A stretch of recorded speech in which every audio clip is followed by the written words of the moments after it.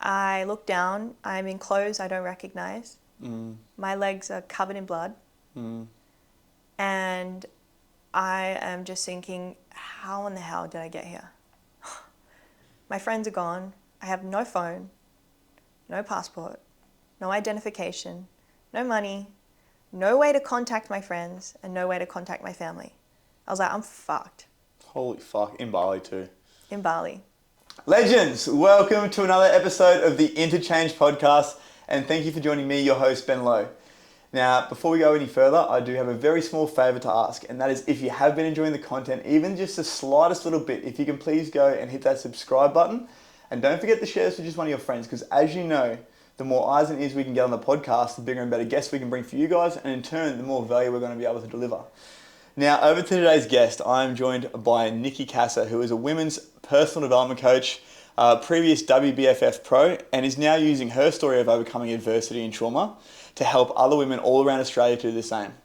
Nikki, thank you so much for coming through. Thank you so much for having me today, Ben. My absolute pleasure. Now, we're speaking off air about, I guess, your story when it comes to overcoming, I guess, trauma in your life and all that sort of stuff. And from the sounds of things, you have a pretty colourful past. And, I mean, growing up as a little girl, what was that like for you? Yeah, so I actually grew up in Adelaide. Yep.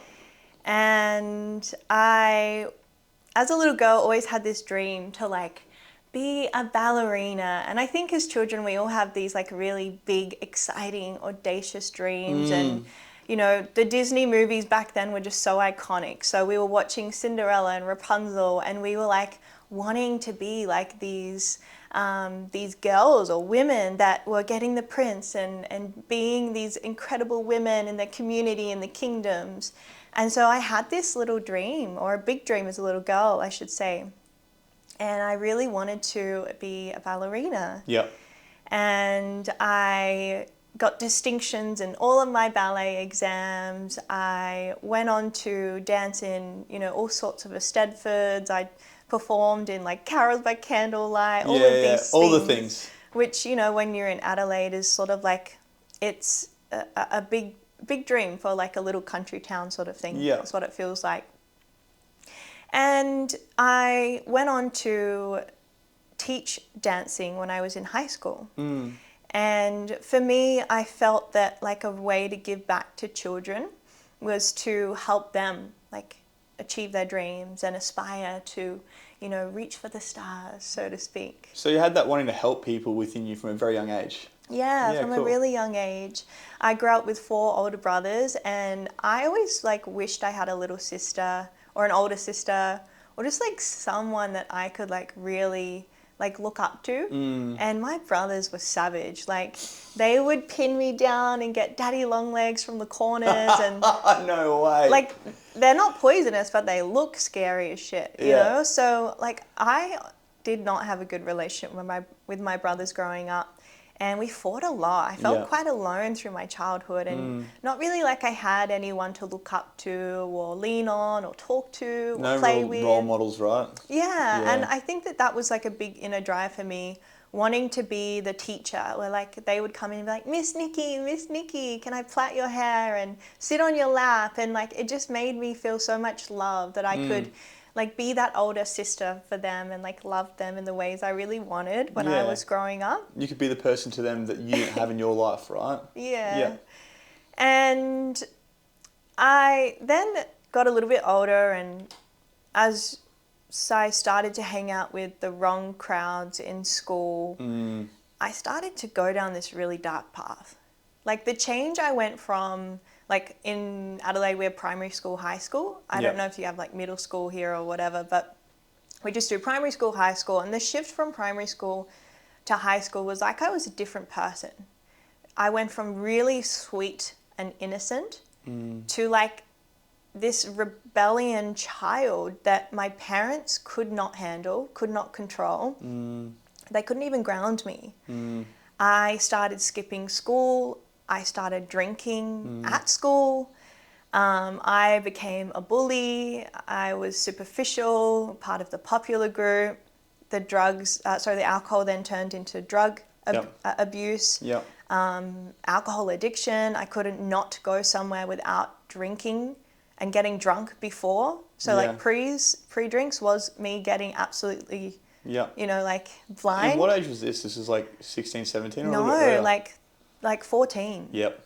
Really young. And I never really kind of understood why it was. I often blamed my mum because she is an alcoholic. And, monkey see, monkey do, right? Of course, right? Yeah. But I never really took a lot of ownership of that. Yeah. And that continued all the way till I was 21. Right. I left school and the people I was hanging out with were like almost 10 years older than me. And when you're young and you're partying, I mean, you would obviously resonate with the story, Ben. It's like when you're in that world and you're drinking and heavily taking drugs, it's like you tend to not have a responsibility gauge of like, does this feel like an irresponsible thing to do? Like that doesn't register. There's no thought process at all. It's like, this is fucking fun, let's do more of that. And super impulsive, right? Right, yeah. So me and these 6 friends of mine at the time thought, what's the best thing to do that's, zero responsibilities here when we all want to party and hang out? Like, where do we want to go? We went to Bali. So this is at 21, right? Yeah, 21 years old. So picture this, we're in the airport, about to board the flight, and I'm doing, what's it called? It's been so long, beer bongs? Yeah. Where you put the little tube on and then like a snorkel. Snorkel. Yeah. They've been around for 7 years, 6 years. Yeah. Have they? Yeah, so They we probably have, shoved actually. one Yeah, of right. those on top. And I'm doing snorkels, which is, if anyone doesn't know what that is, where you literally... Look up Troy Candy. Yeah. And I'm doing this before we board the flight at the airport, at the gate, with a cruiser. Yeah, okay, yeah. Right? So that's sort of like a way to picture like the kind of state that I had, the level on that of... plane, you would have been on an absolute level. Oh, I was sure they were going to kick us off the plane. Yeah. Was that kind of the intention though? You're like, if we get kicked off, like, so be it. Yeah, at that stage, I had a very like fuck it mentality. Like zero fuck fucks it, given. Who cares? Yeah. Like, what's the worst thing that could happen? I get kicked off the flight. Cool, kick me off in Bali. Like, yeah, sounds shit. I hate that. Zero level of rational thinking. Yeah. And so my intention for Bali, like, essentially was have fun, get absolutely like wasted. Get fucked up every day, right? Get fucked up every day. I'm like, can I swear? Yeah, fuck yeah, you can. Obviously, I haven't listened to too many of my podcasts. It's like every second word for me. I'm so bad. I know, but you don't have a lot of women on your podcast, so You can swear, girl. Be you. Okay. Yeah, don't hold back. Different demographic. Yeah. And so we had 3 really heavy days of partying in Canggu, which like 6 years ago was like sort of upcoming. It was like the Kuta, the Seminyak. And we spent pretty much every day at Old Man's. And if anyone's listening, like, and Canggu Old Man's, like, that place is dirty as. Just gringy. Yeah. And, like, I was driving back to the villa on the scooters, like, waking up with, like, slashed legs and bruises. It was bad. It was hectic, but so much fun. At the time, though, you look at that, right, and it's just like, oh, I must have had a fucking sick night. Yeah, it's and you're like a hero. Yeah, it's like I've got bruises all over me. I've got no idea how I got home. Fucking my scooter's here. I'm here. Have I got my wallet? Passport? We're good. Round 2. Who's ready for round 2? Yeah, let's go. The fridge is already open. We're already pouring. Win, you Yeah, know? I know like, those days. That's like the state of denial. That like, I'm fine. Everything's good. Life is peachy. And it's like, when you really look at it from an outside perspective, it's like a really scary place to be. Right. Because there's just no level of rational executive functioning. And I want to talk about that today, what executive functioning means. I'd love to. And so we got to our second destination, because we're doing three different spots. And by the time we got there, I'd bended for like nearly 5 days now. And the alcohol in Bali, when you're drinking arak, which is like the Bali vodka, is like... It's like petrol. Yeah, literally. So I was like super rough. Yeah. And we'd taken a fast boat to this island called Gili. We get there and I'm like, guys, I feel like I need to recover. If we're going to be going back to Bali in a few days, like I'm going to need to recover here. Yeah. And it was R&R. R&R, and it was a perfect place for R&R because it was crystal clear waters, like, it was like we literally sailed into paradise, because Bali, the water's like quite dirty, and you've got the volcanic ash, so the sand is black. The sand's like black, right? Yeah, Yeah, like you're not picturing Gold swimming. Coast beaches. Not in Bali. No. So the ghillie tea was like, I feel like I'm on a bloody honeymoon. It was like picture perfect. Yeah. And I was like, perfect. This is exactly what I need. So we make our way to the villa, and we have to walk there with all of our stuff because they don't have motorized vehicles. So Torture at this point in time, right? Okay. Absolute torture. Like, this place is, this really is an island. Like, no motorized vehicles. Everyone speaks really, really broken English, like not very good English there. We get to our villa, and it's a sick villa, like 2-story mansion. We have our own private staff and private restaurant. So I was like, this is so sick. I can just stay here the next 3 days, not go anywhere. And just fucking live it up. Order all my food, all my drinks, and we did just that. So the first day we settle in, unpack, jumping in the pool. I order a milkshake and this like herb salad. And all the health. Yeah, all the health. I was After the last 4 days of debauchery. It was like, I'm not even going to have a bintang. Yeah. And, so the day goes on, and it gets to the night, and we're all sitting there watching the tennis. And I start feeling really weird. Yeah. And I was like, okay, like maybe I'm just sort of like feeling a bit hungover from the past 4 days. And I was like, no, this isn't hungover weird. This is like anxiety weird. And up until then, I'd never had anxiety. Mental health doesn't run in the family in a way that it's talked about. I didn't even know what I was experiencing, right? This is overwhelming feeling, right? Overwhelming feeling of anxiety. And so I'm sitting there, and it starts getting worse and worse. And as quickly as the holiday went from what I thought was going to be paradise, like that turned into my worst nightmare. And so all of a sudden, my reality literally dissolved underneath me. And I went into this complete state of paranoia.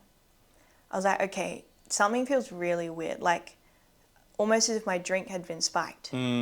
So I tried to speak up to my friends. I said, look, I feel really weird right now. Like, I don't know what's going on, but like, I feel like not here. I couldn't explain to him I was feeling anxious because I'd never experienced that feeling before. Yeah. And they all looked at me and laughed and said, stop being an idiot. Like, we're all here in Bali. Like, jump in the water, have a bintang, shut up. Like, like, what do you mean? Just get over it, sort of thing. Yeah, you're being crazy. And then I was like, am I being crazy? What's going on?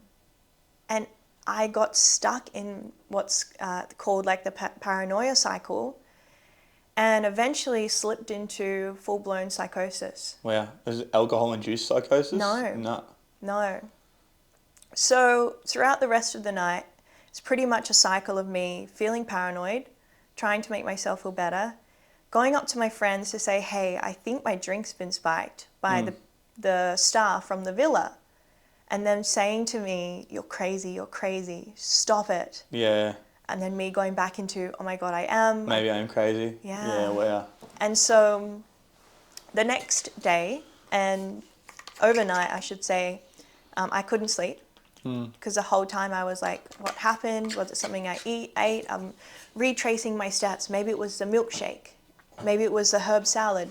Maybe they put special herbs in it. Maybe it was the mushrooms that were in the salad. The special green stuff was weed. Like, and I had weed before. I was like, maybe it's this. And so I wake up the next morning, and we're all going for a bit of a walk, and I'm literally in this state of like silence. I can't talk to my friends. I can't tell them. It's like, I'll go to the restaurant. So I go up to the restaurant, and this is a restaurant that's just for our villas.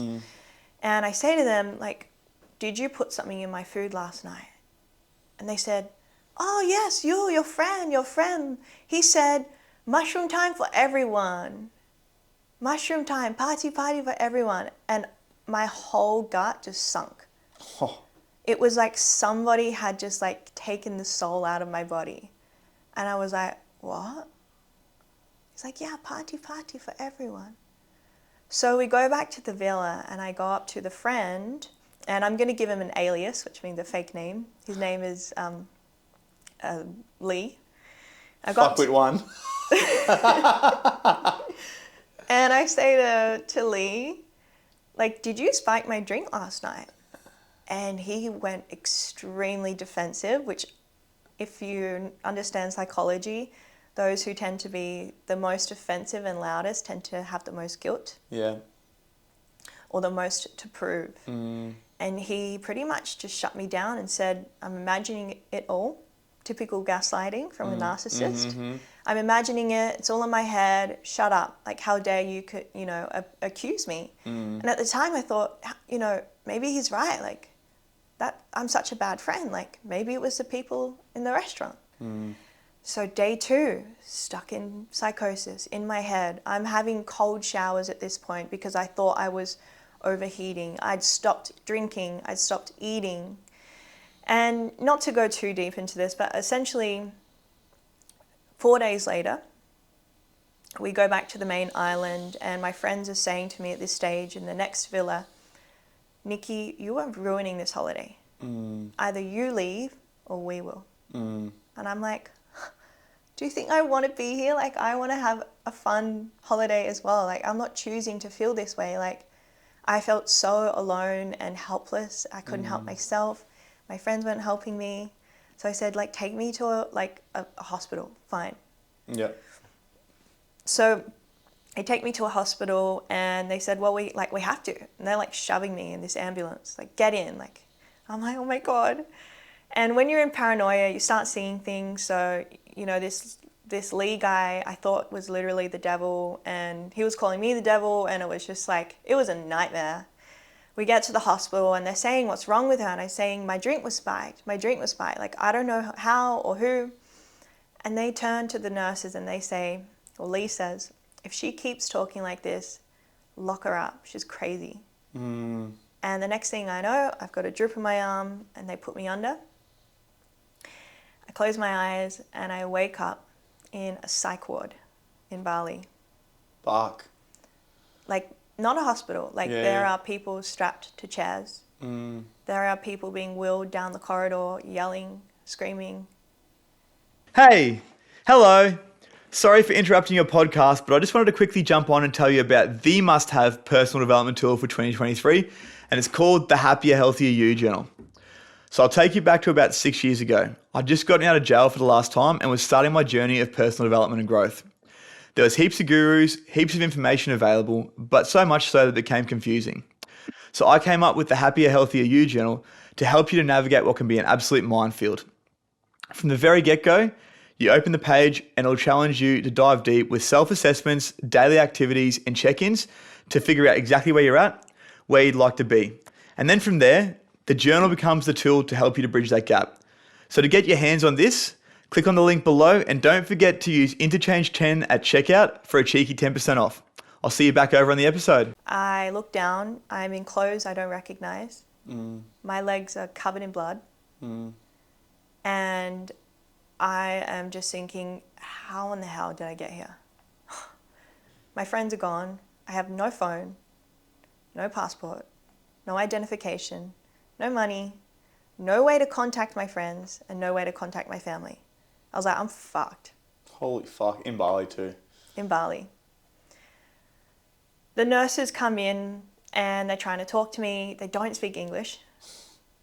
And I'm trying to say to them, my drink was spiked. I'm trying to tell them help. And they just trying to communicate to me with their body language of lay down, rest, recover. And all I could stomach and eat was Jell-O. I'm thinking is this safe to eat? I couldn't work out what was real anymore. And I'm laying there in these open rooms in 40-degree heat, covered in blood, being like, what do I do? So once a day they pull you into this interview room, essentially is all I can sort of describe it. It's like a little room which it sort of looks like a doctor's consultant room, but for me it felt like this scary interview room. Yeah. And one nurse speaks English and the other doesn't, and they're asking me, why are you here? I'm looking at them I was going to ask you that question, why am I here? Can you tell me? Yeah. Please, I'm unaware of why this has happened. And I kept saying to them, my drink got spiked, my friends dropped me off, I don't know, I don't know why I'm here. You tell me. They talk to each other in Bahasa, which is the Indonesian language. Yeah. Turns to me, asks me the same question. Why are you here? And I was like, this is insane. Like, I'm in a horror movie. I'm not getting out of this place. Like, what the fuck? Yeah, it's like Groundhog Day at this point. I go back to my room and I'm sitting there like trying to figure out my escape method.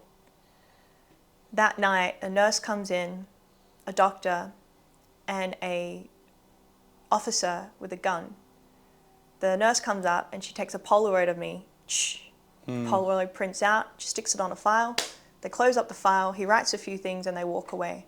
I was like, they just admitted me. I've just been admitted to a psych ward. Like, I was like, I just got to pray to God at this point. And so I did. I prayed to God. I said, like, if you get me out, if you help me, I will change my life. I promise. And at this stage, I didn't really believe in God. I knew I believed in something. Yeah, but there's not a higher power Jesus. of some sort, right? Yeah. So I just prayed. I was like, if there's like anything out there, like higher power, like please. And the next day, I'm laying in bed, twiddling my thumbs, trying to figure out how to get out of there. And my dad walks in. And it was as if the reality that had dissolved away from me suddenly came back. I'm safe. Everything's going to be okay. And so he collected me. We found my passport somehow. Got my suitcase from the villa, which going back there was like... Sorry, quickly, at this point in time, how many days had you been in this psych ward for? I don't know. I think 2 or 3 days. Yep. But the reality was, time is just not a real construct when you're in psychosis. Like days kind of just like dissolve into...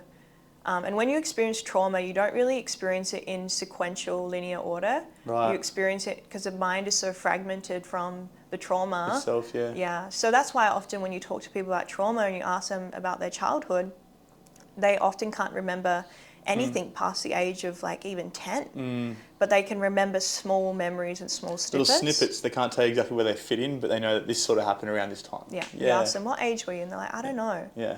So it's often a way that the psyche copes with trauma, is like really fragmentizing it, and it's sort of been quite scattered because it doesn't want you to put all the puzzle pieces together and relive it in sequential order. Yeah. So I know it was a couple of days because I remember, going to sleep and there being morning and night times, but I'm not sure if it was 2 days or 4 days.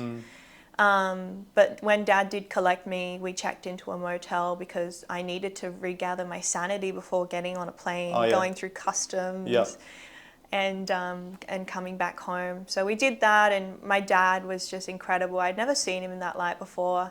I'd had a lot of issues with my dad growing up, real hard.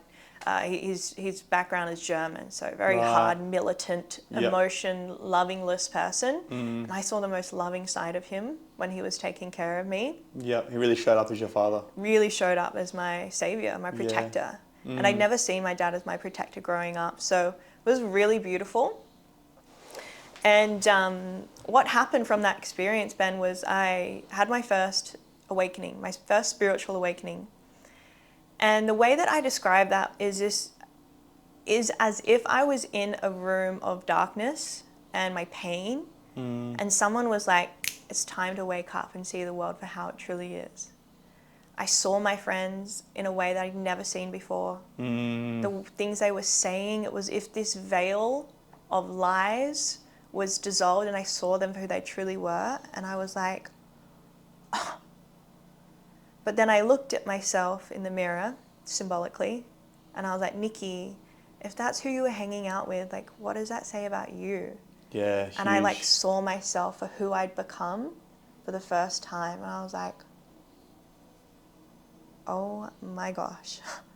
So touching on that then, so when you say spiritual awakening, what does that mean to you? And how did you recognize that was a spiritual awakening for you? Beautiful question. I think a lot of people have this connotation that spiritual awakenings are like this woo-woo thing where people then realize that they want to be a hippie, a gypsy, or a monk and sit in a hammock all day and sing kumbaya, hold hands, and meditate. Yeah. Spiritual awakenings are not that. Yes, we can go on the path to enlightenment and it might look like that. Even still, that's still quite a judgmental representation of what spirituality looks like. But spiritual awakening is when you are forced to come out of the sleep and the amnesia for the life that you've been living and the avatar that you've been playing that you thought was real. So in other words, it's when you have that moment of realization and all the facades that you've been wearing, or all the masks you've been wearing sort of come crumbling down, you realize who you actually are. Yeah. And a lot of people experience spiritual awakenings and they don't know. You can just call it awakenings, right? And they don't know that they are. They go through what's called the void. Yeah. Where you're not who you were and you're not quite who you want to be, and you're just stuck in the middle like, fuck, I don't want to go back to who I was, but I don't even know who I am. That's also scary in front of me, right? And that's, I don't even know who I am. And like in that moment, if we choose to grow from that, we have the awakening. Right. And so in that moment, I saw who I'd become. I was like, whoa, I can't go back to her, to who I'd been, the way I was treating myself with the alcoholism, the drugs, the partying, the mindless sex. And so I decided, right, I've got two choices here. Pretend like it didn't happen, keep hanging out with the same friends, doing the same shit, numbing all of my pain, or I can change. Now, I've actually had that experience where you say, like, you know, you hang out with the same friends after you have something like that happen. I was actually I'd probably call it a drug psychosis after a 4 or 5 day bender in Airlie Beach. Wow. To the point where I was thinking everyone was turning on me, everyone was out to get me. And I had the same conversations with them. I was like, what the fuck's going on? Have you got a problem with me? You know? And they're like, no, nothing's wrong. But kept feeding me drugs and pushing me to that point. Wow. And then after, so you obviously walked away from that. I found myself in the same situation over and over again. I was a slow learner. It took me like 6 times to learn that. But everyone's on their different journey, Right? man. Like, yeah. for me, I thought I was going to die. I was like, I'm like going to be admitted into the psych ward and no one's going to find me. Like, sometimes we have to hit rock bottom, you know, and I really believe that at the cusp, like right at the edge, is when we decide like we're going to have that change. But there's also like learned behavior that comes with that. Right. You know, I had my awakening, but I still had all the old tendencies and habits. I still wanted to take drugs. I still wanted to party and drink. And when I came back to Adelaide through my healing, like I still had a lot of trouble not drinking. Yeah. Me creating that boundary with my friends and cutting them off was like probably the hardest thing I did do. Yeah. Because I had no friends. You would have gone through that point of solitude, right, where it was just so lonely. You almost felt lost, right? Yeah, but I just was so bedridden. I couldn't even if I wanted to hang out with them because I was now experiencing anxiety for the first time and giving it a name of like, what do you mean? I thought anxiety was literally for people who just want attention. Yeah.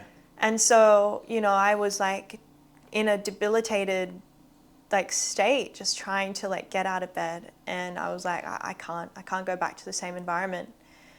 And so, you know, after that, I got quite bullied by these people as well. How dare you, silent treatment ass, we took care of you, which was the ultimate slap in the face. You've changed, right? You've changed. How many times did you have that one? You think you're better than us? Yeah. I would get calls in the middle of the night being like, hope you get the help you need, you crazy, you know, psychotic like bitch. I was like, whoa, I'm the psychotic one? Okay. Says the one calling me at 12 o'clock at night. It's like, it was more like 3 a.m. in the morning. Yeah. And I tried therapy. Wasn't really for me. I didn't get along with my therapist. I didn't feel safe with my therapist. And that's like quite a key part That's huge, right? Huge. Yeah, if you don't feel vulnerable or able to be vulnerable with the person you're getting this therapy through. Yeah. For instance, like I have this conversation with a lot of my clients as well. They're like, I've been to drug and alcohol counsellors that have never had a drink. How can you then feel comfortable to have this conversation with someone when, I mean, the first thing in your head's going to be, this motherfucker's going to judge me. Or they don't understand. They haven't lived the experience. So I'm glad that you actually brought that point up because so many people I speak to have the same issue. Yeah. So in my coaching space, the very first thing I talk to them about on their like discovery call with me is safety. It's like, no matter what, you are so safe in this space. Yeah. There's nothing you can say that would ever be judged. There's no judgment here. Exactly right. It's a beautiful thing. Or too much. I think sometimes feel like their sharing is like too heavy or too much. Like even I said that to you before we jumped on the podcast. I was like, you know, trigger warning, it's pretty deep, you know. And we're going there. You were just like, you know, it's like never too much. Like just to share. I'm glad that we have that understanding as well, because that's exactly what it's about, right? Like, especially for you sharing your story, I've got to be able to hold space for that. Yeah, thank you. I really appreciate that. And it's so important. We all have spaces, even mentors need that space for that too. Yeah. So it was a long recovery journey. It wasn't that I had this spiritual awakening. I realized that I was in this identity void, which is what I call it, when you're not quite who you were and you're not who you want to be. You're in this identity void being like nothingness. Like limbo, right? Yeah, limbo. And for a lot of people, it's like the valley of despair. It's a scary place to be when you don't have guidance. Mm-hmm. And I was like, fuck, what am I going to do? And I found bodybuilding. So I'll cut this short because there's, you know, other really like amazing things I want to get into with the potty today. But I went on to compete, and that really became like a savior for me and a way to cope with my trauma after what happened to me in Bali. And I did quite well. I did 5 shows, competed in the WBFF, got my pro card, and then competed as a pro, came 3rd in Australia. Wow. And I was a hard little worker and did quite well.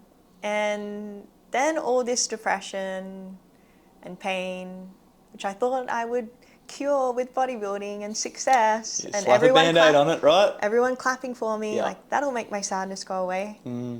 Just kept lingering. I couldn't run away from it. And every show was sort of the next show to like fix all the shit. Yeah, I'll feel better after this one. I'll feel better after that one. Yeah, I just need to come first in Australia now. Yeah, that's when I'll feel, you know, proud of myself. And I was like, Nikki, like, when are you going to admit that you just keep doing another show to try and cope with your anxiety and depression from what happened to you in the past that you've never dealt with? Right. I was like, fuck, all right. So the shows were a distraction. The shows were a coping mechanism. Yeah. And so I went to this personal development event, and on day 2, they started to talk about trauma.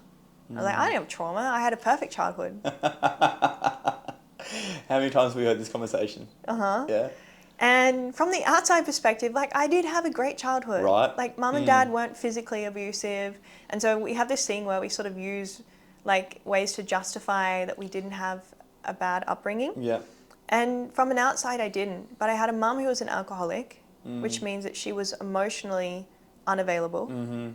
Unavailable. Yeah. Not there for us emotionally. Because she wasn't even there for herself emotionally. And my dad was a workaholic. Perfectionist, raging perfectionist. Yep. So our worth, our self-worth, was not dependent on self. It was dependent on work, achievements, and how hard you apply yourself. Right. And so I sort of had both end of the spectrums where, like, I couldn't tap into how I was feeling emotionally, and then how I dealt with my emotions was by things outside of me. And so day 2, they start talking about trauma, and they talk about like what I would call little traumas. And I was like, little traumas? Like, what's that? The traumas are like, you know, really bad things, like you're thinking war something like life-threatening sort of stuff, life-threatening and war. And I'd never really registered that, like, everything that happened in Bali was like really even a big deal, because it was all in my head. All happened in my head. And what I realized actually, Ben, wasn't what happened to me in Bali. It was much younger than that and much more cynical. And all of a sudden, this memory flashed up in my mind, and I was like, "Oh, like that's nothing. That's nothing." And it was a 3-day personal development event, and it just kept coming up. And so we're in this meditation, and they talk to us about our earliest memory of like our fear, and the memories start flooding back up. When I was 14, I was raped by 3 men. And when I was 12, I was molested by my uncle's friend. And none of this had been anything that I had accepted until that moment at that personal development event. And I sat there like, fuck. I thought Bali messed me up. Mm. I haven't even begun to look at this. And you started to come layer by layer, right? Layer by layer. And it's sort of, our healing can be like that. It's like an onion layer. And, you know, the mindset is like the skin. Yeah. And then you really get down to the flesh. Yeah. And then flesh by flesh, you get down to the core. Yeah. And so, like, that was I would say, the pinnacle point of the change in my healing. I was a PT at the time doing the bodybuilding, and I was like, fuck, I don't want to be a bodybuilder anymore. I don't want to teach people how to change their bodies. I want to help them change their minds. It's crazy, right? And I think this is actually a conversation I was having off air with my partner earlier today. It's like I feel like the fitness industry has taken healthy habits and made them unhealthy. Oh, truth bomb. Right? Yeah. You know, it all comes down to external validation. Okay, I've got to look the best to get the likes from the people. I've got to take steroids to make myself feel good. I've got to do all the things, right? Starve myself, not look after my body, not nourish myself at all. Why? To impress people that I don't even fucking know. Mm-hmm. I had a client come to me once, and she said, you know, I'm working with this very known, well-respected coach in the bodybuilding industry. I'm not going to name drop because... Yeah, that's cool. That's I'll just say that. Yeah. And male coach. And he said to her, if Lauren Simpson can do it, why can't you? And she was going through binge eating, body dysmorphia, which are all predispositions to trauma, Ben. Predispositions, which mean they're symptoms of trauma. Yep. Underlying trauma. This is why what I teach in my space is trauma informed. Yep. Because people are trying to address the symptoms of Exactly binge right. eating with just be more disciplined. Yep. Stop being so emotional. Get out of your emotions and just being your masculinity. And that might work, for 4, 5, 6 weeks, a couple of months, but then the shit comes up. It's just a thing, like, if you try and push it down further and further, it's going to come up and hit you in the face really fucking hard. Yeah, it's like when you get in the water and you try and push the ball underneath. I love this analogy. Eventually, you move your hands from the ball, that ball's going to come flying up and hit you in the freaking face. Right. So I just sat there with her and I just reinforced safety. Yep. It's safe for you to have all those things in this space and to normalize it, not as the problem. The real problem is the underlying trauma that you haven't addressed within yourself. Not the big stuff, the little stuff that you've gaslighted yourself into thinking didn't matter, doesn't matter. Now, this is something I see a lot in my space as well, is, you know, using drugs, alcohol, gambling, womanizing, whatever it might be, as a coping mechanism. And they can go to rehab, they can do the 12-week program, the 12-step program, but it never addresses the actual underlying issue. And, like, these things are really, like you said, just a symptom. Yeah. Just like the eating disorders and all that sort of stuff. There's a lot of things that are going on behind the curtain. It might be self-worth, whatever it might be, that then cause people to, I guess, look for some sort of outlet that's going to make them feel more good or less bad, right? Yeah, generally less bad. Yeah. Yeah. Yeah. And so that was my journey for a long time. So I started addressing a lot of the problems. I started learning about schema therapy, which is something that sort of categorizes the way that we create coping mechanisms and adaptations from childhood trauma. So for example, perfectionism is a childhood schema. It's an adaptation to trauma. And so a lot of the times when we look at these dysfunctional behaviors, the saying is abnormal behaviors to abnormal situations is very normal. Whereas when we look at it as like, this is not normal, this is bad, this is, negative, this is unhealthy, we demonize that our coping mechanisms actually was us doing the very best with what we knew. And that's the thing, it worked at the time, right? But it doesn't mean it serves you any longer. Correct. Yeah. So when you look at my story, and very similar to your story with the drug use and the alcohol use, of course, we were doing it because it was learned behavior. And it was something that was actually a protection survival mechanism. If we actually knew better and we were taught better, we would have done better. And so a lot of what we do is like self-taught, and why we're so passionate about teaching others, because our voids often become our purpose. Right. Crazy, hey? So going into that, you were talking about these, like with schema therapy. What would be some other, I guess, behaviours that would be, I guess, classic schema behaviours? So fear of abandonment. Yeah, so you spoke about the first one was like what was the first one you said, sorry? Perfectionism. Perfectionism, right? Yeah, and this that is then big for women. plays out in obviously all areas of life, right? Yes. So one of the tendencies for perfectionism, for example, is all or nothing mentality. So we have this idea that unless it's perfect, unless it's good enough, unless it's worthy, then why bother? Yep. And this is where a lot of people find themselves stuck in inertia. It's like this inability to try anything, or an inability to go for their dreams, or quit the job that they're not really passionate about because they're scared that they're going to fail. Because Right. it's like driven by this all or nothing mentality. It's like I either have to do it exceptionally well and succeed, and I have to be sure that it's going to be the right decision Yep. at the right time for Rather me than to just take leaning action. in and giving it a crack, right? Yeah, it's like you can't determine the future. You don't know if it's going to be the right decision. That's where you need to trust yourself. You got to take risks. You got to be bold. You got to believe in yourself. Would that also be a flip side to that, where people do too much and they continually stay in motion as opposed to not taking action? Yeah. Would So that then, be, I guess, in relation to the same, I guess, perfectionism schema?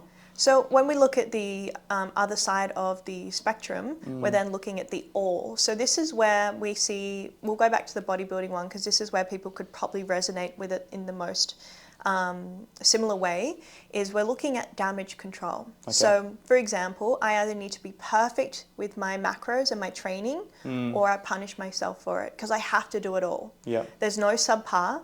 You cannot come second. Second is the first to lose.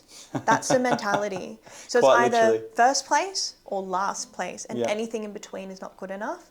So I have to be perfect with my macros, perfect with my nutrition. And if I'm not, I will compensate the next day, which is called damage control, to fix the problem. So you can oscillate, and a lot of perfectionists do, oscillate from all to nothing, Yep. right? And you have that Or- yo-yo sort of going on, yeah. to burnout, right? Yeah. It looks like burnout in business, and then of course, body dysmorphia and things like that in the body. Yeah, so there's about 15 of them. So I Right. don't want to go through all of them. If people are keen, like Google schema therapy, types of schema therapy, and you'd be surprised how many that you'll go through and be like, ooh, That resonates. yeah, and be like, whoa, I resonate with that one. So perfectionism was the big one for me. We did this test with my therapist, and the score was like, I got an A+ in the score, which my perfectionist was real happy about. Yeah, no doubt. She was like, is that a good thing? Yeah. And my therapist was like, stop using humor to not sit with your pain. And I was like, oh, I gotta do what? She's like, just sit with it. And I was like, so hard. I couldn't sit with it because I was so used to being in my head. Yeah. And so that's why I'm a mind-body practitioner. I work Right. with the mind and the body, because when we do mindset work, we only work with 20% of our ability to heal our trauma. So in neuroscience... I want to go into this. I really want to go into this. Yeah, yes. yeah. So in neuroscience, it's called top-down processing. Right. So you start with the mind and then work through the body. Correct. Start with the mind, work down to the body. Okay. So for example, a lot of people will feel anxiety in their chest, and they'll start with intellectualizing it. This is why I have anxiety. Justifying, rationalising. Justify, rationalize, maybe invalidate, add sprinkle a bit of that on.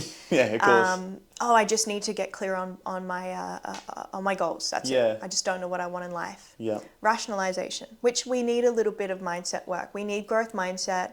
We need the ability to change our narrative of ourselves. Yeah.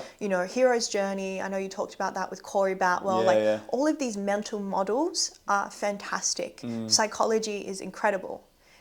And we also need to then incorporate the body work. Yeah. This is where embodiment plays an essential role in those who are able to be the embodiment of who they want to become, versus just think they can become it and intellectualize it, like fake it till you make it sort of thing. They are in the level of success, but they don't actually feel like they're successful. That's where they lack embodiment's embodiment. about, right? So embodiment's about not only just thinking it, like I'm going to be the man, you've actually got to live it and feel it. You actually feel it. Yeah. You actually believe it. It's who you are. Yeah. And so when we look at it from, whether it's from a success-driven perspective, whether you feel like you're an authority, but particularly from a trauma perspective, you cannot heal the trauma from your mind, because trauma is not stored in the mind, it's stored in the body. So glad we're going there, because I was literally about to ask. So I've had a lot of clients of mine and also a lot of people in the general public reach out and go like, can you do some content around, I guess, how trauma is stored in the body? And that's not my wheelhouse, but it sounds like it's yours. So can we go deep into that? Yeah. Amazing. Okay, so let's go neuroscience 101. Okay. Start with the basics. Love this shit. So neuroscience, this is nerdy shit for me. Yeah, I fucking froth this shit, but this is honestly, I love this stuff. Let's go. Lay it all out. High five. So neuroscience is the study of our central nervous system. Mm-hmm. Now your central nervous system controls two pathways. We have our sympathetic and our parasympathetic nervous system. Yep. The sympathetic is responsible for our fight, flight, and freeze response. Yeah. Yep. A+. Yeah. And our parasympathetic is responsible for rest and digest, safety and connection. And that's a big part here, safety and connection. Okay. So when we are in an environment where there is a threat, whether it's a real threat or perceived threat, Yep. what that means is I can close my eyes and I can think of my trauma and I can feel my heart rate elevating, I get sweaty palms, or I can think of my future, maybe getting on stage in front of 1,000 people and saying the wrong thing or forgetting my lines or freezing. And I feel that palpitation in my heart, right? The sweaty palms, the fear. In this present moment, I'm just thinking of those two scenarios. Therefore, it's a perceived threat because future one hasn't even happened yet. Yep. It's not real. It's not a real threat. But regardless, our brain, Ben, doesn't know the difference between real or imagined threat. So even when you are imagining yourself failing, when you are imagining your partner abandoning you, when you are imagining that your friends are going to leave you and say that you're, a shit friend, or when you imagine failing at your dreams and goals in business, your brain will perceive that it's happening in the present moment. So when that happens, whether it's a real threat or perceived, your brain will activate one of those survival pathways. Yep. Now, generally, we'll have what's called our chief defense. Okay. And what that means is we have our favorite... It's like your default setting, right? Your default setting. Yeah.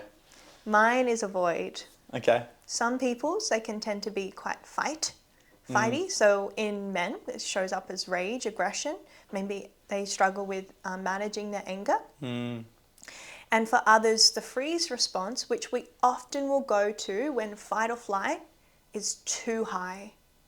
So for example, if we're on a plane and the plane's going down and we're sitting there with the oxygen mask on in a state of fight, okay, well, can't fight the solution. Flight, can't get out of my chair and run away. So we just freeze. People might freeze and then some might pass out. Yeah. Right? People might pass out. Okay. So the response becomes too much activation for the system. So the nervous system goes, this is too unsafe. We're going to protect you for you. We're going to shut you down. It's called amygdala hijack. Okay. That's why people cannot. You might think you want to work on your mindset and in a scenario pretend like you can be confident on stage or confident on a podcast. But if you don't have the ability to regulate your nervous system, if you get on that podcast or get on stage and you haven't worked with your system, you might freeze, right? This is where people get mental blank. I've experienced that. Right? Mental blank Public speaking. Exactly. Yep. And so people aren't working with this. They're just shoveling mindset work. I just need to believe in myself more. No, you don't. You've got the belief set. Yeah. You've got the mindset. We need the body set and the heart set. So this is where embodiment comes from. It's actually Correct. feeling it in the body and actually, healing through those traumas in the body. Correct. Right. And so as we start to recognize, number one, like we can look at our chief defense. Are we an avoidant or are we an anxious fighter? In relationships, it's quite easy to guess. Yeah. You'll notice in a relationship whether you're the person who's very much loves her independence, so you're an avoider. Yeah. This is same for men. They can't commit, 1 foot in, 1 foot out, date lots of women, right? They're an avoidant. Or you are someone who gets really, quote, clingy. Yeah. You feel really anxious. You jump from relationship to relationship. So that's anxious attachment. Yeah. And so we can start to look at our our lives, our problems, and ask ourselves, how is my nervous system trying to survive my perceived threats? And then we really start to recognize this is not a discipline problem. This is not just a mindset problem, but it is a symptom of an unhealed and unregulated nervous system that's desperately just trying to keep me safe. Yes. And when we teach that, when we learn that, we're like, whoa, oh my God, like this makes so much sense. And there is a way forward from here. There are ways that I can heal, that I can grow. And as well, like once you do the healing, it's like self-mastery becomes this really sexy thing too. Self-mastery. Yes. So I guess for anyone out there that might be struggling with this or wanting to know more about how to heal trauma within the body, what would be some resources you could point them in the right direction of? Obviously your Instagram, you talk a lot about this, and obviously with the coaching you do, but where did you start and how would you point other people in the right direction if they wanted to start looking into this more? Beautiful. So one of the best ways we can do this work is something called shadow work. Yes. And the reason why that's really important, and it might feel like we're starting with the mindset stuff here, is because we can't change what we're not first aware of. So you might be like, yeah, I want to heal my trauma, but like, I don't really know what it is. For me, I had to become aware of my sexual assault. Yeah. For me to recognize that I had trauma in my womb space. To realize that I didn't trust men. To realize why in relationships, I wanted to avoid it at all costs. Yeah. It was going back to my childhood and being with the parents that I didn't get, the love that I needed, where I realized, oh my God, I have this belief that I can't rely on the people I love. No wonder in relationships, my body goes back to the scared little Nikki, hiding under the covers, wondering when mum's going to come in and hit me. Yeah. And feeling like my chest was going to literally like cave in on itself. The body keeps the score, and the issue is in the tissues, not in your lack of willpower. So we got to know like what's underneath the surface. What are your stories? What is your childhood narrative? What are the things that you've suppressed and you've buried deep within your psyche that you are in a just state of denial, pretending that it doesn't matter and that it no longer has an effect on you because it's in the past? And that's the thing, I think a lot of people forget about the fact of, okay, it's in the past, let's leave it there. But until you heal through it, it's going to continue to come back into your future. And, you know, we have these events that might happen in our life. For instance, let's just say you had a traumatic relationship in the past and then you haven't healed through that. You're carrying this emotional backpack around with all the stuff in the backpack. And you come into another relationship and the new partner says something, and it's not even just now this event that you're actually getting triggered by, it's everything in the past, right? Yeah, exactly. So we are a product of our patterns. 90% of the thoughts we have today are exactly the same as the ones we had yesterday. Yeah. Insane, right? This is Joe Dispenza neuroscience work. Yeah, 90%, subconscious versus conscious, right? Yeah. So 90% of the thoughts we have are the same as yesterday. And of those 90% of the thoughts, 95 to 97% of them are unconscious to us. So most people are thinking that they have control over their lives, and they are literally a programming of their past. Yeah. Insane, right? Yeah. And the reason why we have this is because, you know the saying, man is the survival of the fittest? Right. We're not. We're the survival of the most well-adapted. Right. You think about our evolution. Phones, 5G, AI, like all of these innovations come from adaptability. Yeah. Let's look at our environment, let's look at global warming, let's look at our problems and ask as a species, as a society, how are we going to adapt as humankind? And so we are good at adapting. And so if in your childhood you experience these traumas, you are literally a result of your childhood adaptations. Yeah, and so you adapted to those, you brought them into the future, and really you're still running the program from when you were 5 years old, 10 years old, 11 years old, right? Yeah, or 3 years old. 3 years old. Right? Yeah. We don't even know that because, again, all of it is in our unconscious awareness. People don't even know that their current reality is a result of their current choices. They chose their reality. And that's really hard to admit when you're stuck in really low levels of consciousness, of shame, blame, and guilt. When you hear everything in your reality is a choice of your current choices, result of your current choices and you're in shame, blame, guilt, what do? You saying it's all my fault? Yeah, you shut off, you deflect. Yeah, the ego doesn't want to like admit that. And so of course, like a lot of people are in denial because the hard part is going into the shadow and sitting with that shit and being like, yeah. And I chose to close my heart off in all of those relationships. I chose not to work on myself. It wasn't my fault, but it is my responsibility now. Yes. Right? And that's the key part. It's like, I'm not saying it's your fault. And I didn't choose to have my friends abandon me in Bali and have 3 days of psychosis and wake up in a psych ward. Like, but here's the thing, you don't always get the lessons you want. Get the lessons you need, right? You always get the lessons you need. Yeah. But only when, and this is a really cool model I teach in my clients, if in our spiritual journey or growing journey or whatever journey you want to call it, life journey, we'll just say that, something happens, it's never what happens, it's what you make it mean about you. And so there's 2 responses that will either determine if you ascend and grow, succeed, or descend, downward spiral. You know how we say that? Oh, I'm in a downward spiral in my life. Yeah. The first way, if we want to ascend, is we either need to learn, grow, or take ownership of it. Right. Ownership's a big one, right? Ownership. Huge part of it. And the second way, which is the way we descend, so we downward spiral, is we blame, complain, and justify. So remember before I said, well, I was an alcoholic because monkey see, monkey do, because my mum was? Yeah. I was saying that for people to relate, because here's the thing, I wasn't an alcoholic because my mum was. I could have chosen to not become that because of my mum, which is why now, like, I'm able to break that pattern. I'm able to learn from my mum that, hey, alcoholism is not she's not a bad person or a bad mum. She's just trying to cope with her emotions. She's doing the best of what she had, right? Yeah, because she didn't get the mum she needed. Like love, compassion.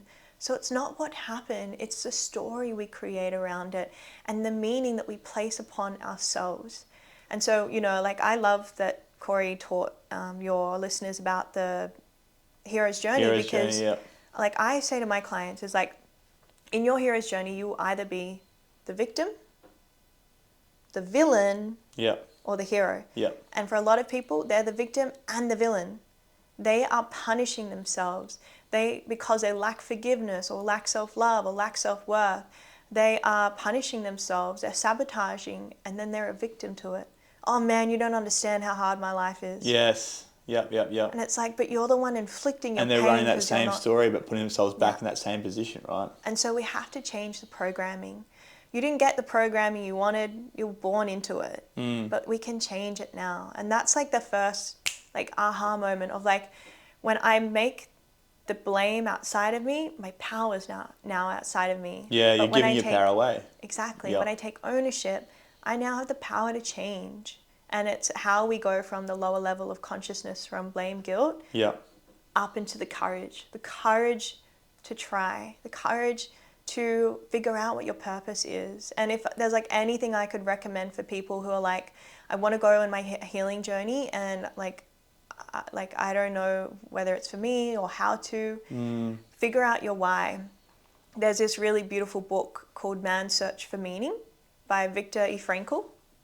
Have you got it? Of course. Beautiful. Yeah. You can't see it though on the camera because it's tiny. And so Viktor E. Frankl was a psychotherapist, and he was in Auschwitz, like the concentration camps, and he went there and he pretty much studied people. And he said that as long as a man has a why, he will be able to overcome any means.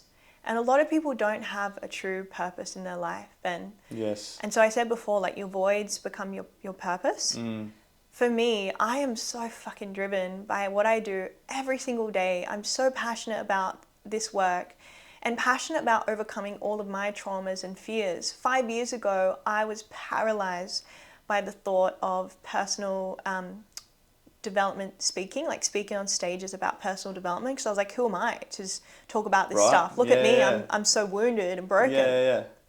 And I ran my first personal development last year, like my first event, got on stage, spoke in front of women, and did it because I worked with my nervous system. I had enough reason, I had a strong enough why. It didn't matter the fear, the pain, the obstacles, because I'm driven by my why. I'm driven by my purpose. So for a lot of people, they lack a lot of that. And so they don't have a strong enough reason to get out of bed. Yep. They don't have a strong enough reason to work with their shadow, to look at the shit that feels scary and uncomfortable, because they're like, why bother? I'd rather just stay where it's really comfortable in what I know. That's the thing, right? And obviously the pain is not great enough to get off the nail in the comfortable zone they're in to become happy. And even though they're not happy where they're at, they're comfortable there. So it's like, do what you've always done, get what you've always got. With the ownership side of things, so for you, what was the journey like for you to start taking ownership of your story? And then obviously then to start to progress to where you are today, to be able to help women and I guess use your story to help others? Yeah, so this is why I love, I do teach a little bit of spirituality in my space, and I try to keep it as scientific as I can, and I use a lot of quantum physics because, and Joe Dispenza does an incredible job of this if anyone's keen to learn the science of spirituality, because spirituality really is becoming quite, like it's proven theory now. Like it's no longer this anecdotal, we think it is this, because they're able to now measure it. Yeah. We're able to look at atoms, look at... And this is quantum physics itself, quantum physics, yeah. So we're able to look at ourselves under a microscope and realize that we're actually made up of more energy than we are physical matter. So we're seeing science prove that what spiritual teachers and gurus have said for thousands of years is actually not woo-woo, new age, it's legit. Yeah. And so one of the things that I teach to women is that our frequency is what we frequently see. Okay. So if our perception for our lives, our perception for ourselves is one of victim, everything happens to me, nothing ever happens for me. You don't understand, I really don't have any money. You don't understand though, it really is hard for people like me. And they're just telling the story to themselves, reiterating the story and living the story. And the limiting beliefs you believe are true. Yeah. I love that your book over there is called Think and Grow Rich, because that was the first book I ever read that made me realize my reality is the way it is because I've made it this way. Yes. So one of the quotes from Think and Grow Rich, which is, whether you think you can or whether you think you can't, you're right. You're right, exactly right. Henry Ford, right? Yes. And so in spirituality, we're starting to understand that our frequency, when I say that, what I mean is your energy. Your energy. And energy is emotions. Energy in motion, right? So your emotional state, if it's one of fear, blame, guilt, shame, depression, anxiety, apathy, and apathy is like, fuck it, who cares? Yeah. Right? Just You've sort like of shrug it off. Given up, shrugging off. Yeah. Then that's what you're going to attract into your quantum field. That's what you are going to literally attract, like a magnet. Think of it as if you're like a magnet, and like a magnet, we are magnets. Quite literally. Like we are magnets. Yeah. Thank you for that reframe. And if you are being in that energetic state, that is what you will attract. So you don't attract what you want, you attract who you are. If you're being in these really low vibrational states of fear, guilt, shame, like you're going to attract things for your subconscious mind to reaffirm the pattern, to say, see, I told you you weren't good enough. Back to the RAS, right? The reticular activating system. Yeah. And obviously, I love this shit, hey, honestly. But like, if you focus on all the reasons why you can't have something, your body and your mind is going to show you all the reasons why you can't. Like you said, if you think you can or you think you can't, you were right. And so like, and here's the thing, there's levels to this, like another level, another devil. And unless you're facing new levels of challenges within yourself, like if you're not growing, you're staying the same. And if you're staying the same, you're kind of dying. It's my going closer to death is literally. Yeah, that's my motto. Yeah. And like, so I've been doing this work for years, and recently I've just started a company, and I brought on my first ever employee, and I've got to pay them super and PAYG and make sure that the tax is getting deducted and like all of this stuff, which no one ever teaches you in school. And I was like, fuck, this is a big responsibility. Like, can I handle this as a company owner now? Like, whew. And I caught myself in this bout of doubt. Yeah, it started to come up for you, right? And instead of, remember the descend, the downward spiral is blame, complain, justify. Yeah. Instead of being like, well, yeah, I'm like this because, maybe, this is not your true purpose. Like maybe it is too hard. Maybe it's not the right time. I was like, Nikki, you know that the only reason you're feeling this doubt is because you're playing at a higher level. Mm-hmm. And I was like, let's go, I got this. And that just gets you motivated as fuck, right? And so changing my narrative, Yeah. like that, changing my narrative. And another way to name it is changing your state. Yes. And your state is made up your focus, your physiology, and your language. So I changed my state, boom, shoulders, physiology. Yep. Right? Focus. What am I focusing on? My doubt or my self-belief? Yep. And my language. What am I telling myself right now? Yeah. I'm a fucking boss bitch. I am an authority. Yeah. And I'm a leader. Like, of course. And as soon as I did that, I was like, let's go. And so that's how simple it can be. And people are like waiting for the right time. They're waiting for things to change outside of them, to have the money, to have the perfect business, to have the right clients, to have the self-belief. It's like, no, you create it in your day-to-day choices, but you have to start taking responsibility of your narrative. Here's the trick. You might not be able to control the first thought. In fact, a lot of the times you won't, because remember, patterns. Running on the program, right? Programming, Yeah. patterns. But you can control your reaction to it. Yep. So we call this identification. So if a thought, feeling, behavior comes up, you catch yourself having that vape, you catch yourself having that 10th beer when you said you were going to stop at 7. That line of cocaine on a Friday night, whatever it might be. Yeah. You can catch the behavior, the feeling or the thought, and then decide, now what? And that's where the power is. That's where we gain back our power and our freedom, which a lot of, especially men, like I think a lot of men really seek freedom. And so like this is where we gain that freedom. And for women, it's love. So many women seek love.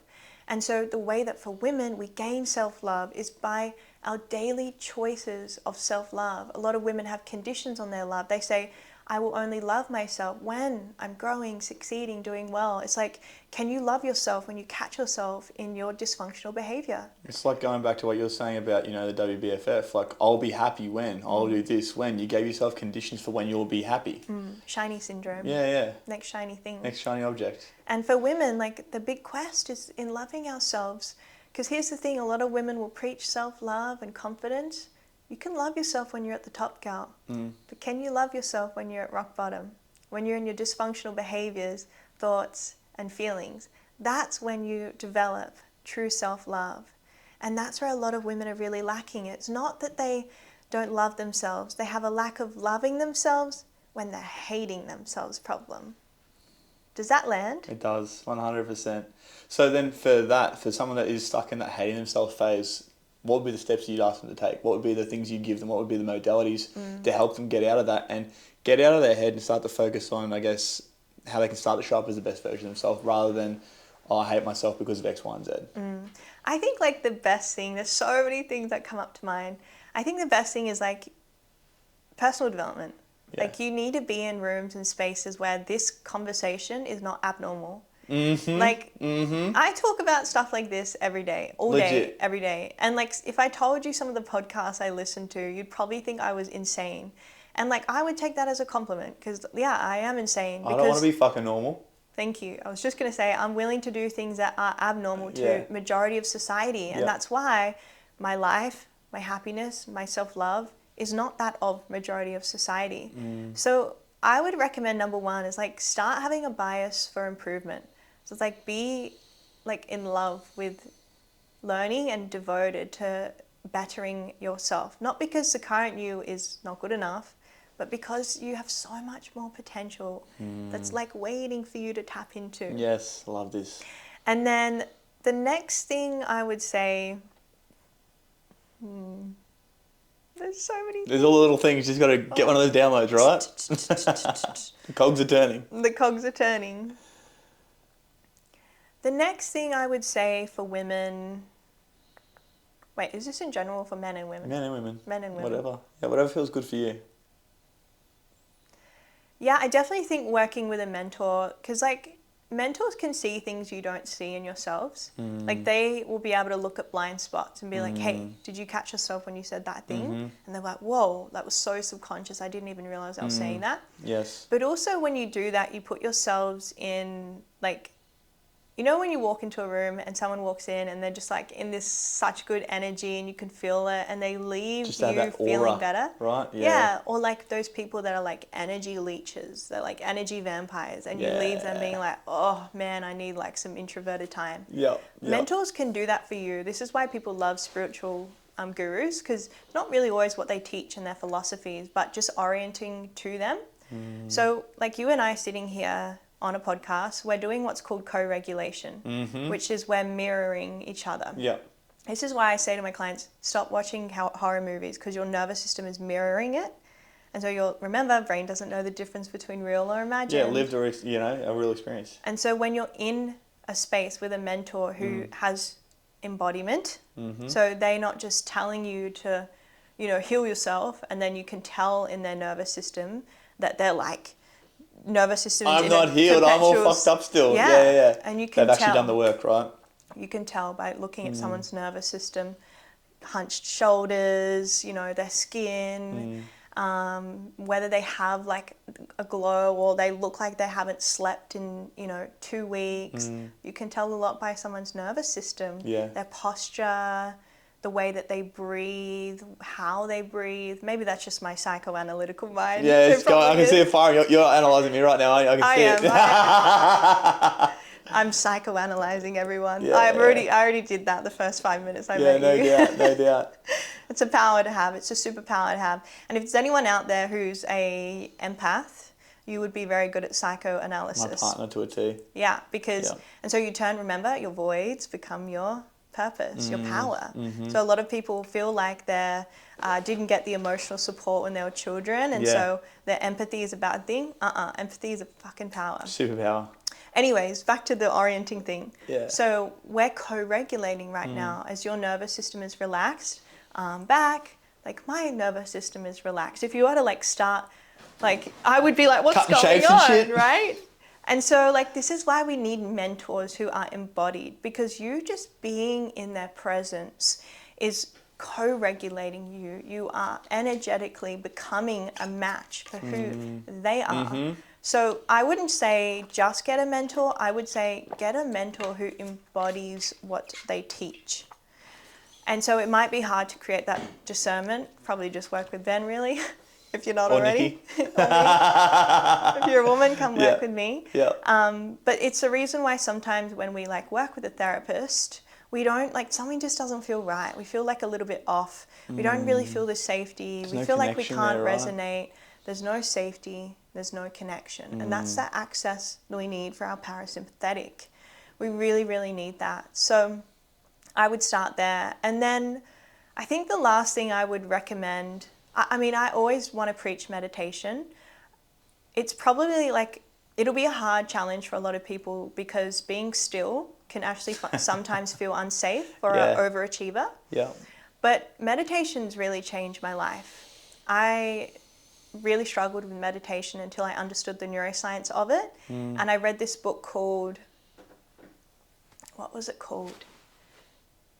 Stress Less, Accomplish More by Emily Fletcher. Okay. And that's going on my list. The title got me, Stress Less, Accomplish More. I was like, overachiever. Yeah. And then she teaches the neuroscience of meditation. I was like, oh, that was some reverse psychology stuff there. Great book. And when I understood the neuroscience, I was like, Stress Less, Achieve More. Yeah, cool. I was like, whoa, this book is like, meditation is incredible. Yeah.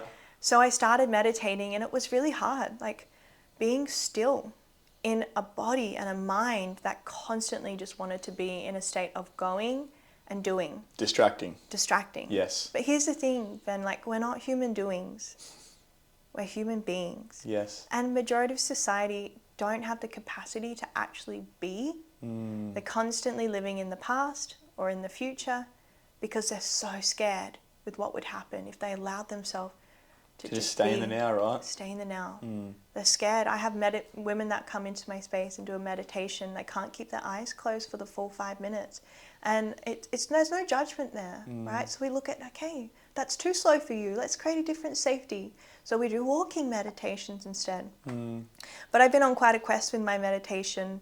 Last year I went and did a Vipassana retreat. 10-day silent retreat, right? 10-day silent retreat. Yeah. And in the 10 days, we take what's called noble silence, which means you cannot talk for 10 days.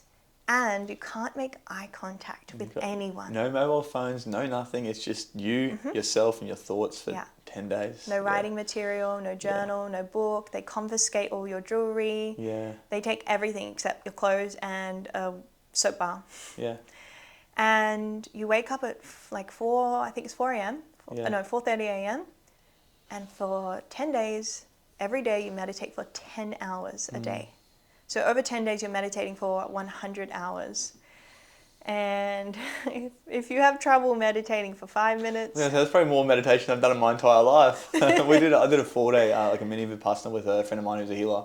And that was a hard one. That was a struggle. You started to watch people dropping off. Yes. Right? Yeah, day 4 and day 6 was a big one for mine.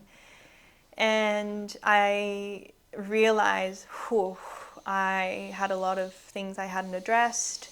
You really learn the technique and pathway to enlightenment, which, okay, now I'm getting woo-woo.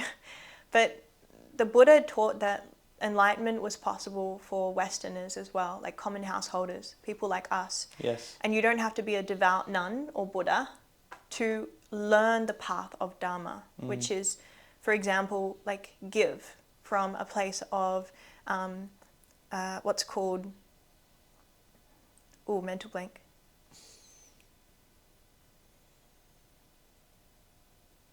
It's completely It's on the tip of your tongue though, isn't it? Yeah, it's right I hate there. that. We'll come back to it. Yeah. We'll come back to it.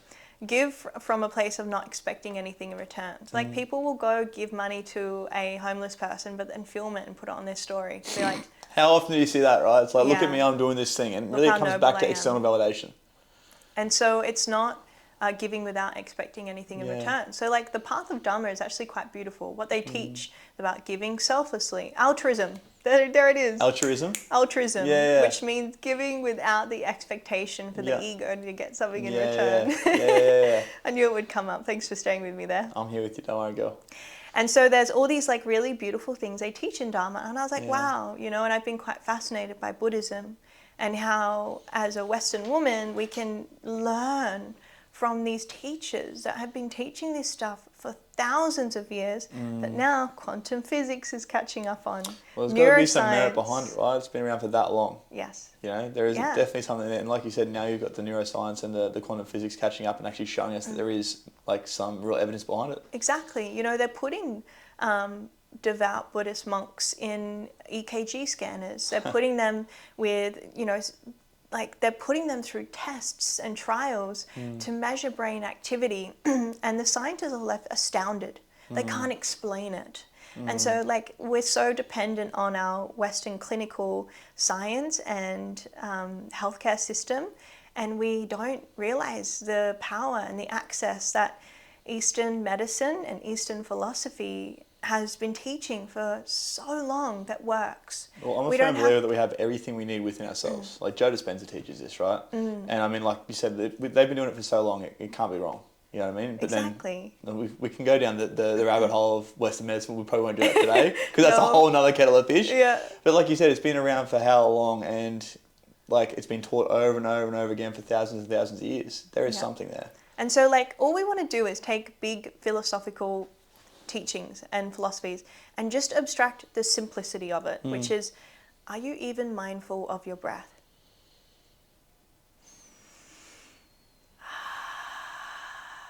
And maybe that's the first time, if you're still listening, that you've been aware of your breath for your whole life, or the whole month or week or even day. Just a day, yeah. And that's a lot, something that we're born with, that's there from the moment we're born to the moment we die. And majority of society are completely unconscious to how it controls them on a physiological state. Not mentally, not emotionally, physiologically, your health, your well-being. So many people live with these diseases and they don't realize that their natural survival of breath is in a state of dis-ease. Maybe I should look at my oxygen and my posture and my nervous system and whether I'm even aware of my breath. So I would start there. That sounds really big, but it's not. It's a simplicity, is stillness and breath. Yeah, simple but not easy because there's so much lack of awareness, right? Yeah. Now, before we finish up, because I could just keep going on this stuff all day, literally. what would you say, if anyone wanted to get into the personal development world, would be your top 5 recommendations for books, resources, things like that people could start to look into that could help them to, I guess, start that journey, but also spark more of a conscious thought for them? Amazing. So if you are on a beginner level, I'd really recommend Joe Dispenza's book. Start with Breaking the Habit of Being Yourself. Yep. Before you go to Becoming Supernatural, because that one's like wild. Can I jump on the back into that and say also, you might have, or I would go on to mention it after this, but Rewired also, a great little mini-series from Joe Dispenza. Mm-hmm. Yeah, Gaia. Yeah. You know, another one of those. It's like Netflix for really smart people. Netflix for your soul. Netflix for your soul, I love it. Mind, body, soul. I'd also recommend, for those who are like very much love the left brain stuff, Jim Quick was really cool. He really taught me more about how to learn. I realized that I struggled reading books and I struggled retaining information from podcasts because I would listen to something and I'd be like, fuck, like, what did I just, like, what was that all about? Is that like the ADHD brain kicking in? Yeah, and a lot of people have ADD brains, like attention deficit disorder. They can't get through a full page of reading, and that's a problem. Like, you can't read one page, you know? So, like, Jim Quick really taught me how to learn so that when I was learning, I was, like, learning at peak level. Not just, like, reading a book and then being like, someone's like, what'd you learn? And you're like... I couldn't even tell you. I couldn't even tell you. Yeah. Like, what's the point of learning if you're not actually retaining what you learn? So he teaches memory retention, like just so many things. Like one of his quotes is information times emotion equals memory. Okay. We remember our memories that have significant emotional attachments, like trauma, right? Trauma, right. You can't remember what you ate last week. Yeah. Who cares? There's no emotional attachment. Yeah. So like when we have these like little hacks, it makes learning even better. So I would recommend that. He's got a book called Limitless. Talks a lot about belief systems, but his podcast is where he talks about how to learn, which is great. Yeah. What's his podcast called? Quick Brain. Quick Brain, cool. KWIK. Yeah. Quick By Jim Brain. Quick. By Jim Quick. Yeah, his last name is K. Yeah, that's cool. The next thing I would recommend if you're wanting to go on the spiritual journey would be Eckhart Tolle. Okay. He talks, his book, The Power of Now. Yes. Really, really powerful. It talks about like the pain body and getting out of victimhood and not identifying with your pain and your trauma and your emotions. That one was really beautiful and it taught me how to be in the now. Like I understood the concept, but I was like, yeah, but how? So that one really taught me how to be in the now. I really love sciencey books. So if you're wanting to learn more science around beliefs, there's a really cool author called Bruce Lipton. Yeah. And biology belief? Yeah. Yeah. So that book was really cool. It's a bit sciencey. So if you feel that your reading comprehension level is low, I would go with like Limitless, Jim Quick, even the Joe Dispenza. And then maybe you can like cut out these long pauses. Nah, it's so fine. All authentic, all raw. Might even put that fuck up I did at the beginning in. We're not talking about that. So we need to regulate our nervous system, right? Yeah, legit. Activation just was high. So I talked about levels of consciousness briefly in this space before. Yeah. There's some work by David Hawkins, and he talks about the map of consciousness, levels of consciousness, and really bringing the science and simplicity to the path of enlightenment. Majority of people are stuck at levels of fear, shame, guilt, apathy, and cannot access anything beyond courage, love, acceptance, neutrality, peace. They think they are, but it's often spiritual bypassing a lot of their shadows and pain. Yeah. So, for example, they're in relationships where they think it's love, but it's not. It's attachments. Attachment styles, right? Because it's avoidance and their anxiety. That's not real love. That's a trauma bond. So he really teaches the full spectrum of consciousness from survival and like just existing and fear, all the way up into like love, peace, and even accessing enlightenment, which, you know, a lot of Western people will never access it, not living in this society. And that's okay. You know, we can, like our work and what we do, Ben, is bringing people often from the very low energy centers up into from about 10 to like 200, right? 200 to maybe like 350. Yeah. And that's okay. From 0 to 1,000 is the scale. Yeah. And so, like, that just is insane. Like, I read that and it just, like, changed my whole world on spirituality, consciousness, like how we can be more aware, take ownership of our lives, be happy, actually achieve self-love, experience love. Like, incredible. Yeah. So he's got a book called Force versus Power. Force versus power. If you're wanting to understand more of the economics of how we're driven by leaders who are driving from a place of force and control. What we really need is leaders who drive from a place of power and empowerment. Yeah. So that's really cool. Most of our leaders are calibrating at like really, really low levels of consciousness. Yeah, It's running through wild. fear, right? Yeah. And then his other books, like he's got one called Map of Consciousness, Letting Go. Yeah. He's got quite a few. What was his name again? David Hawkins. David Hawkins, yeah. David I've heard the name Hawkins. before. And then from there, like, it kind of depends what you're looking for. You know, if you want business stuff, like Alex Hormozy, if you're wanting... Goat. Yeah, goat. Literally the goat, yeah. If you're wanting more spirituality, again, like, you want, like, Eckhart Tolle and Dr. Shefali, and...